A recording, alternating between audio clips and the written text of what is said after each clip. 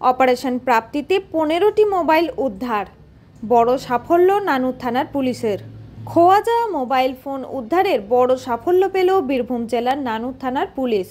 Operation প্রাপ্তি নামক বিশেষ অভিযানের মাধ্যমে একসঙ্গে 15টি হারিয়ে যাওয়া মোবাইল ফোন উদ্ধার করেছে পুলিশ।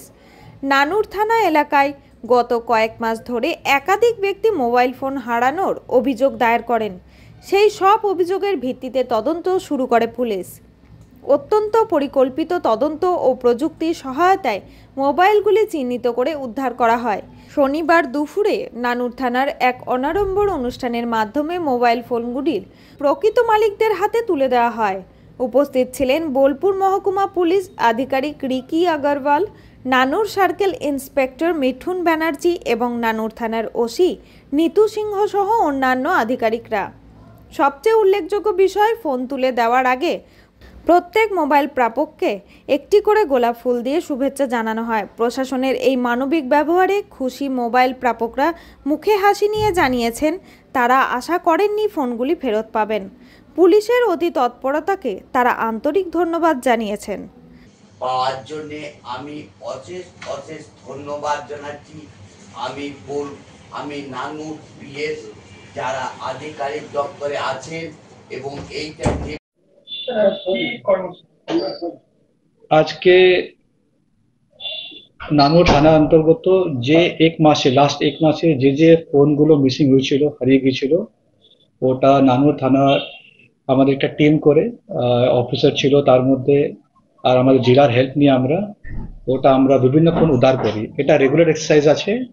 আজকেও আমরা অ্যারাউন্ড 15টা ফোন আমরা যে যার মিসিং ছিল ওকে আমরা ডেকে দিয়েছি। এটা আমার রেগুলার এক্সারসাইজ থাকে।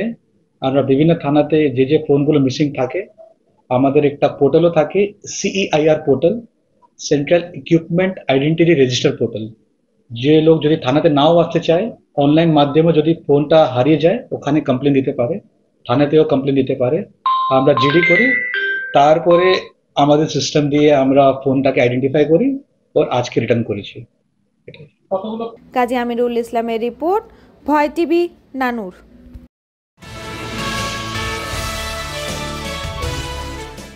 ফের দুঃসাহসিক চুরি কিন্নাহারে। সিসিটিভি ভেঙে সমবায়ে হানা, চুরি গেল নগদ টাকা। বীরভূম জেলার কিন্নাহার থানার অন্তর্গত ফেউ গ্রামে ফের চুরির ঘটনায় ব্যাপক চাঞ্চল্য ছড়িয়েছে এলাকায়। বৃহস্পতিবার গভীর রাতে স্থানীয় একটি সমবায় সমিতিতে দুঃসাহসিক চুরির ঘটনা ঘটেছে বলে অভিযোগ। চোরেরা প্রথমে সমিতির লাগানো সিসিটিভি ক্যামেরা ভেঙে দেয়, পরে জানলার রড কেটে ভেতরে ঢুকে পড়ে। এরপর অফিসের ড্রয়ার ভেঙে প্রায় 3000 টাকার খুচরো নগদ টাকা নিয়ে চম্পট দেয় বলে অভিযোগ সমিতির ম্যানেজার সুতনু ভান্ডারীর। ঘটনাটি ঘটে রাত 12:30 থেকে 3:30 মধ্যে। প্রাথমিক তদন্তে এমনটাই অনুমান পুলিশের। সকালবেলায় স্থানীয় কর্মচারীরা এসে প্রথমে বিষয়টি লক্ষ্য করেন। এরপর এলাকায় ছড়িয়ে পড়ে উত্তেজনা। খবর দেওয়া হয় কিন্নাহার থানায়। পুলিশ ঘটনাস্থলে এসে তদন্ত শুরু করেছে এবং চোরের দল কোথা থেকে এলো ও কিভাবে এলো সেই সূত্রে সিসিটিভির হার্ড ডিস্ক খতিয়ে দেখা হচ্ছে। উল্লেখ্য, প্রায় 3 মাস আগেও এই একই সমবায়ে চুরির ঘটনা ঘটেছিল। এলাকাবাসীর অভিযোগ, নিরাপত্তার ঘাটতি এবং রাতের অন্ধকারে পর্যাপ্ত নজরদারির অভাবেই বারবার এমন চুরি হচ্ছে।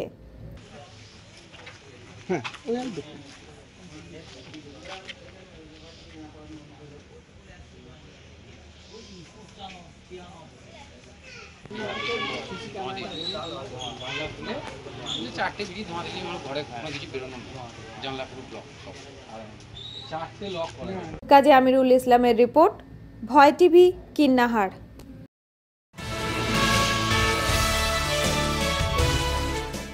থানার ওসির নামে মারধর করার অভিযোগ। সুইসাইড নোটে লিখে গলায় দড়ি দিয়ে আত্মহত্যা করলেন এক যুবক। মৃতের নাম কিরণ মণ্ডল ওরফে শঙ্খ। ঘটনাটি বীরভূমের মল্লারপুরে ঘটেছে। আজ সকালে বীরভূমের মল্লারপুর থানার মহুরাপুর গ্রামে তার নিজের বাড়ি থেকে ঝুলন্ত মৃতদেহ উদ্ধার করা হয়। মৃতদেহের কাছ থেকে একটি সুইসাইড নোট উদ্ধার হয়েছে বলে খবর। ইতিমধ্যেই সুইসাইড নোটটি সামনে এসেছে, যেখানে দেখা যাচ্ছে সেই সুইসাইড নোটে মল্লারপুর থানা ওসি রাজকুমার দাসের নামে উল্লেখ করা হয়েছে। সুইসাইড নোটে লেখা রয়েছে, আমার মৃত্যুর জন্য দায়ী মল্লারপুর থানার বড়বাবু রাজকুমার দাস। আমাকে ফাঁসানো হয়েছে, পুরোপুরি সাজিয়ে কেস দিয়েছে। উনি অনেকজনকে ফাঁসিয়ে অনেকজনের জীবন নষ্ট করেছে। মল্লারপুর থানার পুলিশ, বিশেষ করে রাজকুমার দাস, যেন শাস্তি পায়। আমার মরার পিছনে কারো হাত নেই, শুধু মল্লারপুর থানার রাজকুমার দাসের জন্য মরছি। পরিবার সূত্রে জানা গিয়েছে, মাসখানেক আগে ডাকাতির ঘটনায় মল্লারপুর থানা পুলিশের হাতে গ্রেপ্তার হয়েছিল সে। প্রায় 1 মাস জেলের হাজতে ছিলেন শঙ্খ মণ্ডল। গত 15ই জুলাই তিনি জামিনে মুক্তি পান। আজ সকালে তার মহুরাপুর গ্রামের মাটির বাড়িতে দোতলা থেকে তার ঝুলন্ত মৃতদেহ উদ্ধার করে পরিবারের লোকজন। তাকে হাসপাতালে নিয়ে যাওয়া হলে চিকিৎসকের তাকে মৃত বলে ঘোষণা করেন। মৃতদেহ উদ্ধার করে ময়নাতদন্তের জন্য রামপুরহাট গভর্নমেন্ট মেডিকেল কলেজ ও হাসপাতালে পাঠিয়েছে মল্লারপুর থানার পুলিশ। ভয় টিভি, মল্লারপুর।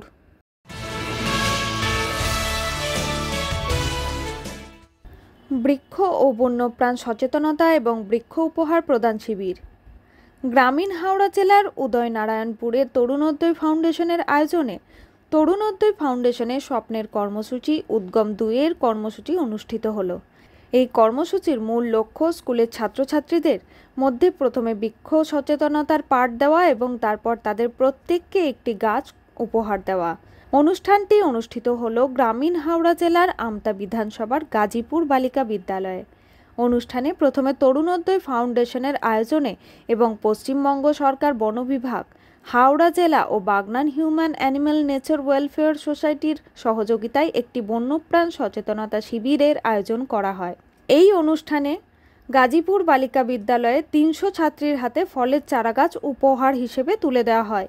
অনুষ্ঠানে উপস্থিত ছিলেন আমতা বিধানসভা কেন্দ্রের বিধায়ক সুকান্ত পাল, হাওড়া জেলা বন বিভাগের বিভিন্ন কর্মী, মাইতি সহ বিভিন্ন প্রশাসনিক আধিকারিক বৃন্দ। অভিজিৎ হাজরার রিপোর্ট, ভয় টিভি, আমতা, হাওড়া।